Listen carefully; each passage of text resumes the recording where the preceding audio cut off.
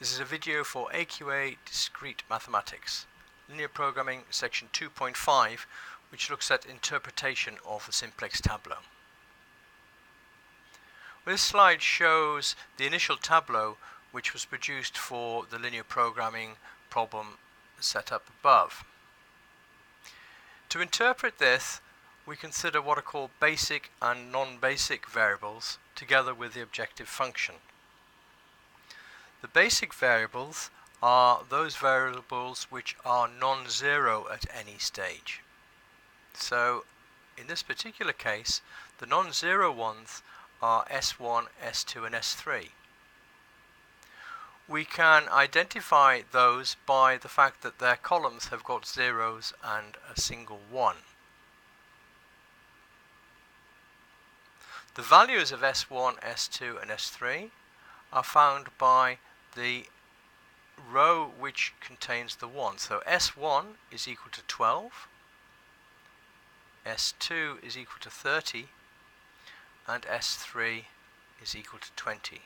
So S1 equal to 12, S2 equal to 30, and S3 equal to 20.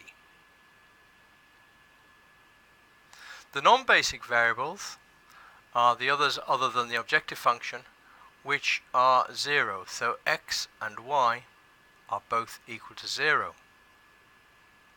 The objective function p will always have a single 1 in the top row and then zeros, and its value is given by the number in the right hand side. So again, we have that in this particular case p is equal to 0. Now this initial tableau represents the origin. X is 0, y is 0, and then S1, S2 and S3 have values given by the tableau. The simplex operations that we looked at in a previous video move us then to this point here where x is equal to 10. And we can read off the values of all the other things from this table. We can see that the objective function p is now equal to 100. So p is equal to 100 when the values of x are 10. Then looking at the column for S1, S1 is equal to 2 and S2 is equal to 10. The other two variables, y and S3, which have got columns which have got numbers in rather than ones and zeros, or numbers other than ones and zeros I should say, those are both equal to 0. So this is the point indicated on the graph where y is equal to 0, S3 is equal to 0, and then x, S1 and S2 have the values indicated. The second iteration then moved us in this direction to this point, and we'll look at the final value in the table. So here we are, and now we can read off our final solution. Because we know this is our optimal solution, there are no negative values in the top row, but it tells us that here p is equal to 116, x is equal to 8, y is equal to 4,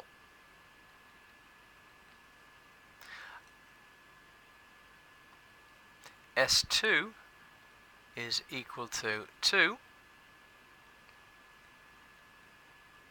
but then the other slack variables S1 and S3, because their columns have got numbers other than 0 and 1, so S1 and S3 are both equal to 0.